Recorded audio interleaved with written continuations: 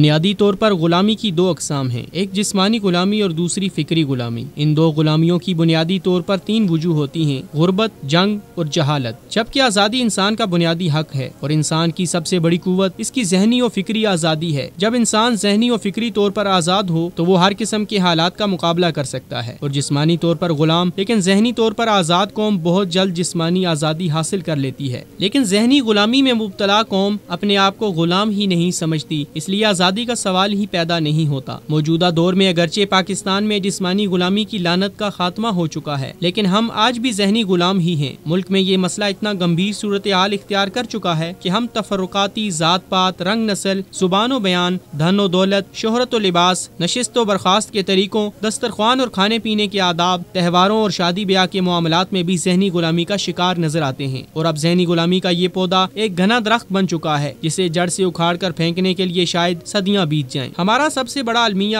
وہ چشمے ہیں جو ہم نے اپنے اپنے مسالک، اکابرین، جاگیرداروں، خانوں اور وڈیروں کے نام پر چڑھا رکھے ہیں۔ ہمارے ہاں دلائل کی بجائے شخصیات کی بنیاد پر حق و باطل کا فیصلہ کیا جاتا ہے۔ اگر عامر آئین روند کر آتا ہے تو وہ جمہوری لبادہ اوڑھ کر آنے والا بھی آدھے سے زائد ووٹ دھاندلی، بلیک میلنگ اور ساز باز سے لے کر آتا ہے۔ دونوں ہی عوامی مجبوریوں کے کندھے استعمال کرتے ہیں۔ ہماری عوام جب انتخابات میں اپنا حق کے رائے دہی استعمال کرتی ہے تو وہ انسان کی بجائے نشان کو ووٹ دے کر خوش ہو جاتے ہیں اور پھر فیصلہ کرنے کا حق گنوا کر اپنی قسمت کا رونا روتے ہیں۔ اگر کوئی عوامی نمائندہ انتخابات کے بعد یا انتخابات سے پہلے ووٹ مانگنے کے لیے ہمارے محلے میں آ جائے تو اس کی اس طرح خوشامدیں کی جاتی ہیں جیسے ہم چاہ رہے ہوں کہ صاحب آپ کیوں تشریف لائے، ہمیں حکم دے دیتے، ہم آپ کی بارگاہ میں حاضر ہو جاتے۔ ہم اپنی فریاد لے کر حکمرانوں کے پاؤں میں پڑے رہنے کو ہی اپنا اعزاز سمجھتے ہیں۔ ہم وہ ذہنی غلام ہیں جو ظالموں کو پریشانی میں دیکھ کر تڑپ اٹھتے ہیں اور دعا گو ہو جاتے ہیں کہ اللہ ان کی مشکلات آسان کر تاکہ وہ ہماری آسانی کو مشکلات میں بدلتے رہیں۔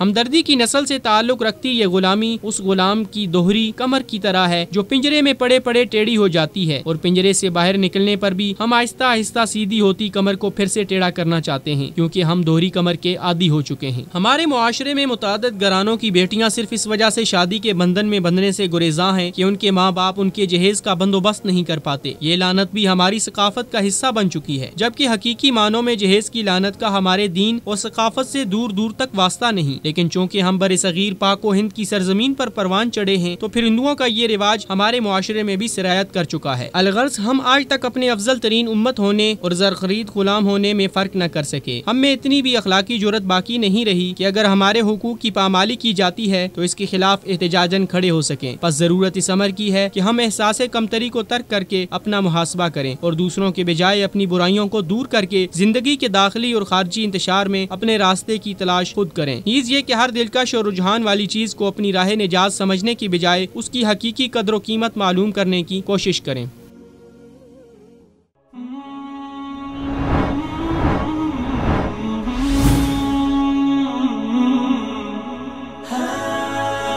دنیائے اردو کا درخشاں ستارہ وصال اردو۔